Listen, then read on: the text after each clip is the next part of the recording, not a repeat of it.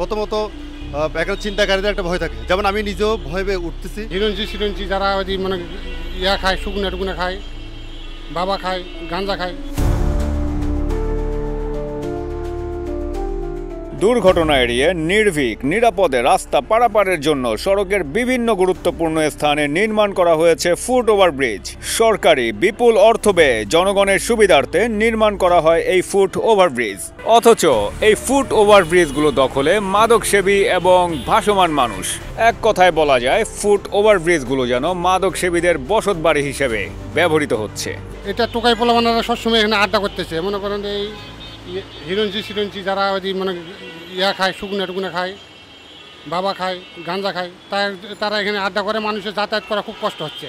এটা যদি আইন শৃঙ্খলা যদি ব্যবস্থা নেয়, বুঝতে পারছেন, মনে করেন অনেক সময় যারা এখানে শুয়ে থাকে বসে থাকে তাকে উচ্ছেদ করে দিলে ভালো হবো। কারণ এরা এখানে তো মনে করেন কোনো নিরীহ মানুষ জালে ওই অ্যাটাক করে। এই জায়গায় মাদক কেনা বেচা এবং মাদক দ্রব্য আপনার সেবন করে এখানে ঘুমিয়ে থাকা বা পরে থাকা, মানে এই বিষয়গুলো তারা কিন্তু তারা ইয়ে করে। ইভেন দিনের বেলা ইভেন আমাদের যে মা বোনেরা আছে তারা কিন্তু এখানে যখন আসে তখন দেখা যায় বিভিন্ন টিজিংয়ের শিকার হয় বা বিভিন্ন বুলিংয়ের শিকার হয়, যার কারণে কি বিশেষত মানুষজন যখন থাকে না তখন একজন মেয়ে বা একজন মহিলা বা একজন মা বোন কখনো তারা আসতে চায় না। তো সেক্ষেত্রে এটা যথাযথ কর্তৃপক্ষের যথাযথ মনিটরিং করা উচিত। নোংরা, আবর্জনা আর ভাসমান মানুষের বিচরণে ফুট ওভারব্রিজগুলো হয়ে উঠেছে সড়কের উপরে একটি ঝুলন্ত ডাস্টবিনের মতো। নাকের রুমাল চেপেও পার হতে কষ্ট হয় ব্রিজের উপর দিয়ে। এছাড়াও বিভিন্ন অপরাধের অভয়ারণ্য এই ফুট ওভারব্রিজ। রাতে ছিনতাই, অনৈতিক কর্মকাণ্ড সহ নানান অপরাধের চিহ্নিত স্থান এখন ঢাকার ফুট ওভারব্রিজগুলো।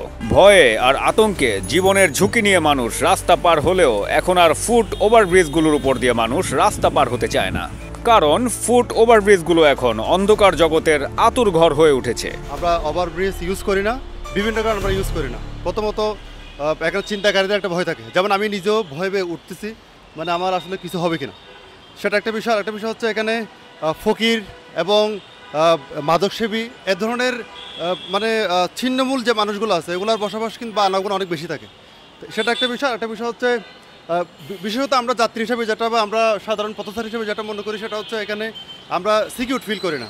আমিও ভাবতেছি উঠবো কি উঠবো না, মানে এই যে আমার জন্য কতটুকু নিরাপদ হবে। তো তবু আমি আবার দিনের বেলা ছিল সেজন্য আমি উঠে গেছি, সন্ধ্যার পর হলে আমি আসলে উঠতাম না। আমাদের উচিত আমরা ময়লা যথাযথ স্থানে ফেলবো। আর দ্বিতীয়ত কথা হচ্ছে আমাদের যেমন রাস্তাঘাট বা যেভাবে আমাদের সিটি কর্পোরেশনের মানুষরা যেভাবে পরিষ্কার পরিচ্ছন্ন করে, ফুট ওভার ব্রিজও আমাদের পরিষ্কার পরিচ্ছন্নতার আওতায় আনাটা জরুরি বলে আমি মনে করি। এখানে যেহেতু একটা ফুট ওভার ব্রিজ আছে, অবশ্যই মানুষ এখানে দেখেন আপনি রাস্তার যে অবস্থা, এখানে অবশ্যই এগুলো ব্যবহার করা লাগে মানুষের ফুট ওভার ব্রিজ, কারণ নিচ দিয়ে চলার মতো অবস্থা খুবই কম। তো সেই ক্ষেত্রে এই ফুট ওভার ব্রিজের এই যে বিল বুটগুলো এগুলো যদি ছড়িয়ে দেয় এবং কি এখানে যদি সিসি ক্যামেরার ব্যবস্থা করে, তাহলে হয়তো মাদক সেবী এবং চিন্তাকারীরা হয়তো একটু সতর্ক হতে পারে। আপনার আগে যে অপরাধ হয়তো এগুলো হয়তো একটু কমতে পারে বলে এটা আমার ব্যক্তিগত একটা মতামত। যথাযথ কর্তৃপক্ষের সদয় দৃষ্টি হয়তোবা এই ফুট ওভারব্রিজগুলোকে মানুষের পদচারণায় আবারও মুখরিত করবে, এমনটাই মনে করেন ব্রিজ দিয়ে পারাপার হওয়া লোকজন। এম সাখাওয়াত হোসেন সুজন, দৈনিক আওয়ার বাংলাদেশ।